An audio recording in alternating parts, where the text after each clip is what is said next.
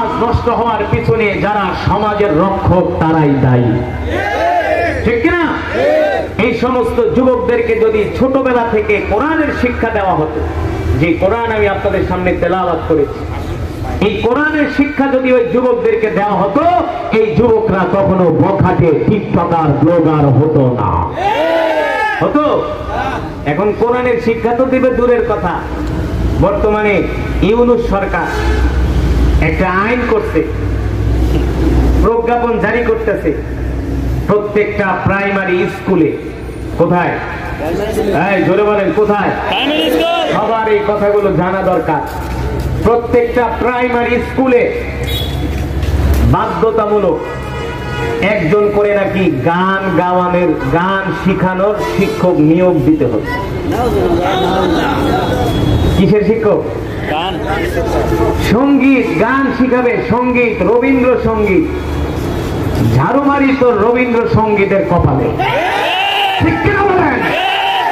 বাংলার জমিনে কোন বিদ্যালয়ে যদি সঙ্গীত গান শিখানোর জন্য কোন শিক্ষক নিয়োগ দেওয়া হয়, তাহলে ইউনূস সরকারকে ক্ষমতায় রাখা হবে না। সাহস কত বড়!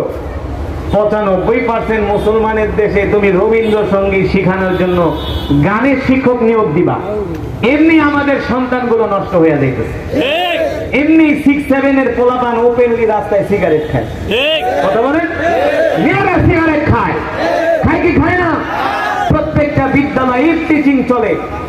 এমনি আমার কচিকাঁচা কিশোর কিশোরীরা ধ্বংসের পথে, এমনি নাচন্না বুড়ি আবার দিতে চাই ঢোলে বাড়ি। হ্যাঁ, ঢোলে বাড়ি একটাও পড়বে না, সব পিঠে পড়বে, ঠিক কিনা বলে? যদি এই সমস্ত আকাম কুকাম করা হয়, বাংলার তৌহিদি মুসলমান মেনে নিবে না। শিক্ষকদেরকে যে বেতন দিবেন ইউনূস সাহেব, এই বেতন কি আপনার বাবার পকেটের পয়সা? এই বেতন দেওয়া হবে এই দেশের গার্মেন্টস শ্রমিকদের ঘাম ঝরানো পয়সা দিয়া, ঠিক কিনা বলে?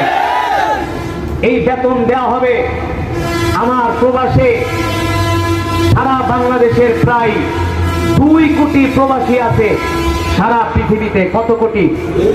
2 কোটি প্রবাসী আছে যারা 18 ঘন্টা ডিউটি করে, 18 ঘন্টা ডিউটি করে। এই কিছুদিন আগে আমি সৌদি আরব থেকে আসলাম, দেখেছি বাংলাদেশের শ্রমিক ভাইরা, প্রবাসী ভাইরা কত কষ্ট করে, প্রচন্ড রোদ্রের মধ্যে 18 ঘন্টা দাঁড়ায় দাঁড়ায় ডিউটি করে।